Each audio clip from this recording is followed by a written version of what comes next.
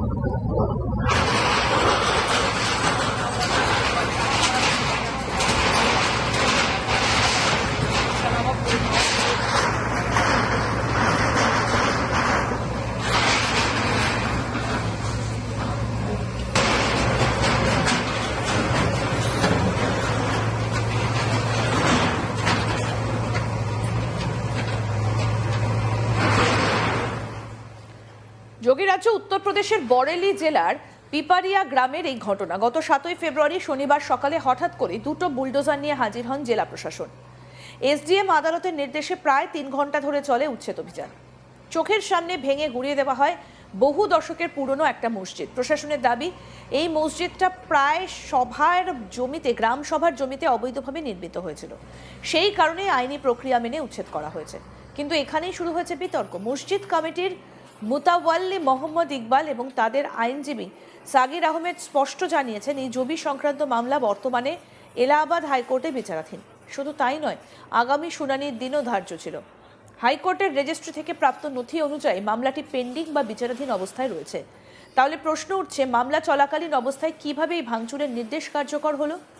ধর্মীয় দৃষ্টিকোণ থেকে বিষয়টা অত্যন্ত স্পর্শকাতর। ইসলামে মসজিদ কেবল ইট পাথরের নির্মাণ নয়, এটা আল্লাহর ঘর, বাইতুল্লাহ, যেখানে মুসলমানরা 5 ওয়াক্ত নামাজ পড়েন। স্থানীয়দের দাবি, এই মসজিদের ইতিহাস নতুন নয়। মসজিদ কর্তৃপক্ষের বক্তব্য অনুযায়ী 1968 থেকে 69 সালে তৎকালীন গ্রাম প্রধান মুসলিম সম্প্রদায়কে এই জমিটা মসজিদ নির্মাণের জন্য দিয়েছিলেন। 1968 সালের সরকারি নথিতেও নাকি এই মসজিদের অস্তিত্বের উল্লেখ রয়েছে। মসজিদ কমিটির বক্তব্য, 1973 সালের আগের জমির মালিকানা সংক্রান্ত বিষয়ে প্রশাসনের হস্তক্ষেপের আইনি অধিকার নেই। অন্যদিকে এসডিএম প্রমোদ কুমার জানিয়েছেন, কোনো স্থগিতাদেশ বা স্টে অর্ডার না থাকায় আইনি পথেই উচ্ছেদ কার্যকর করা হয়েছে। প্রশাসনের মতে, জমিটা গ্রাম সভায় ছিল এবং অবৈধ নির্মাণের বিরুদ্ধে আইন অনুযায়ী পদক্ষেপ নেওয়া হয়েছে। কি বলছেন এসডিএম প্রমোদ কুমার, শুনবো। संख्या था 174 ख, जो अभिलेखों में बंजर सरकारी भूमि के नाम दर्ज था। इस पे अवैध निर्माण करके बनाया गया था। 2008 से इस पे 2008 में मुकदमा दर्ज हुआ। तहसीलदार कोर्ट से बेदखली के आदेश पारित हुए। उसके बाद फिर ये सिविल कोर्ट गए। सिविल कोर्ट से भी इनका मुकदमा खारिज हो गया। खारिज होने के बाद फिर इनका जो है दस्तावेज में कार्रवाई की जा रही है। नहीं, किसी पक्ष से शिकायत नहीं थी, सरकारी नंबर है। 2008 में ही मुकदमा दर्ज हुआ था। वो मोहम्मद करके व्यक्ति थे, उनके विरुद्ध दर्ज हुआ था। अब इस निर्माण को आपने ढा दिया है, अवैध कब्जा था, कब्जा हटाया गया आपका। ये ग्राम समाज की जमीन थी, सरकारी जमीन थी, ग्राम समाज की थी। 5 का नंबर था, 1474 का बंजर का नंबर। जिन लोगों ने सरकारी जमीन पे कब्जा किया था, क्या उनके खिलाफ कानूनी कार्रवाई भी होगी इसके अलावा? नहीं, उन्होंने, देखिए, बेदखली कार्रवाई में जुर्माना भी होता है और बेदखली भी होती है। तो जुर्माना उन्होंने पहले जमा कर दिया था और निर्माण था, क्योंकि उस समय सिविल कोर्ट में चल रहा था। सिविल कोर्ट में इनका जो खारिज हुआ है तो कार्रवाई हुई। এখানেই আইনি জটিলতার কেন্দ্রবিন্দু। একদিকে আদালতে মামলা বিচারাধীন, অন্যদিকে প্রশাসনের দাবি স্থগিতাদেশ না থাকায় তারা পদক্ষেপ নিতে বাধ্য। কিন্তু মসজিদ কমিটির প্রশ্ন, যদি মামলা পেন্ডিং থাকে এবং শুনানির দিন নির্ধারিত থাকে, তবে আদালতে চূড়ান্ত সিদ্ধান্তের আগে কেন এমন পদক্ষেপ? কোনো আগাম নোটিশ ছাড়াই কেন ভোরবেলায় বুলডোজার অভিযান? এই ঘটনাকে ঘিরে এখন প্রশাসনের বিরুদ্ধে আদালত অবমাননার অভিযোগ তোলার প্রস্তুতি নিচ্ছে মসজিদ কমিটি। তাদের দাবি, এটা শুধু একটা মসজিদ ভাঙার ঘটনা নয়, বরং বিচার ব্যবস্থার প্রতি অবমাননা। যোগী আদিত্যনাথের রাজ্যে গত কয়েক বছরে বুলডোজার অভিযান একাধিকবার শিরোনামে এসেছে।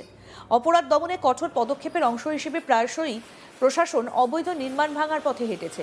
কিন্তু সমালোচকদের প্রশ্ন, এই অভিযানে কি নির্দিষ্ট সম্প্রদায় বেশি ক্ষতিগ্রস্ত হচ্ছে? এই প্রশ্নের উত্তর খুঁজতেই এখন রাজনৈতিক মহলও সরব। আমাদের প্রতিনিধি কৃষ্ণ গোপাল রাজ কি প্রতিবেদন তুলে ধরেছেন, আসুন দেখাই। बरेली के भोजपुरा थाना क्षेत्र के पिपरिया गांव में, और आप ये देख रहे हैं कि किस तरीके से बुलडोजर जो ये है अवैध निर्माण को ध्वस्त कर रहे हैं। दरअसल ये जो निर्माण है ये बताया जा रहा है कि ग्राम समाज की जमीन के था। प्रशासन ने इस मामले में काफी समय से एक बात दायर हो रखा था, जिसमें फैसला ये आया कि ये जो जायजा संख्या था ये ग्राम समाज की जमीन है, और उसके बाद उस स्ट्रक्चर को हटाया जा रहा है जहां आसपास अल्पसंख्यक आबादी है, और उन्होंने यहाँ दीवारें खड़ी करके मस्जिद का रूप दे दिया था। टीन डाल दी थी, टीन के अंदर यहाँ नमाज पढ़ी जाती थी।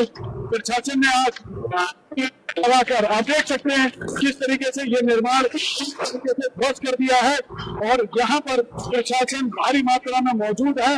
पुलिस प्रशासन छतों पे भी है, और इस तरीके से ये निर्माण पूरी तरीके से ध्वस्त हो गया है। प्रशासन ने भारी पुलिस फोर्स लगा के एहतियातन सारे रास्ते बंद कर रखे हैं, और अब ये अतिक्रमण मुक्त हो गया है। ধর্মীয় অনুভূতির দিক থেকে পরিস্থিতি অত্যন্ত সংবেদনশীল। মসজিদ শুধু একটা স্থাপনা নয়, এটা মুসলিম সমাজের আত্মপরিচয়ের অংশ। বহু মানুষ সেখানে শৈশব কাটিয়েছেন, নামাজ পড়েছেন, রমজানে তারাবিহ আদায় করেছেন, ঈদের নামাজে কাঁধে কাঁধ মিলিয়েছেন। সেই স্থানটা যখন মুহূর্তের মধ্যে মাটির সঙ্গে মিশে যায়, তখন সেটা শুধু দেয়াল ভাঙে না, ভেঙে যায় মানুষের আবেগও। স্থানীয় সূত্রে জানা গিয়েছে, বর্তমানে পিপারিয়া গ্রামে থমথমে পরিস্থিতি বিরাজ করছে। কোনো অপ্রীতিকর ঘটনা এড়াতে ব্যাপক পুলিশ মোতায়েন করা হয়েছে।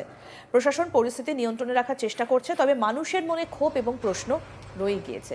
এখানে একটা বড় প্রশ্ন উঠে এসেছে, ধর্মীয় স্থাপনার ক্ষেত্রে প্রশাসনিক সিদ্ধান্ত গ্রহণের সময় কি বিশেষ সংবেদনশীলতা প্রয়োজন নয়?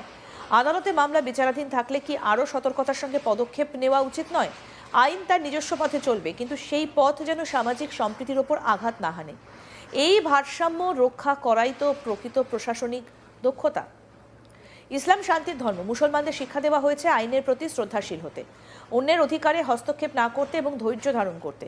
কিন্তু একই সঙ্গে ইসলাম অন্যায়ের বিরুদ্ধে ন্যায়সঙ্গত পথে প্রতিবাদ করার অধিকারও স্বীকার করে। তাই মসজিদ কমিটি আইনি লড়াইয়ের পথ বেছে নিয়েছে। আদালতের দ্বারস্থ হয়ে ন্যায় বিচার চাওয়াই এখন তাদের লক্ষ্য। এই ঘটনায় বৃহত্তর সমাজের ভূমিকা অত্যন্ত গুরুত্বপূর্ণ।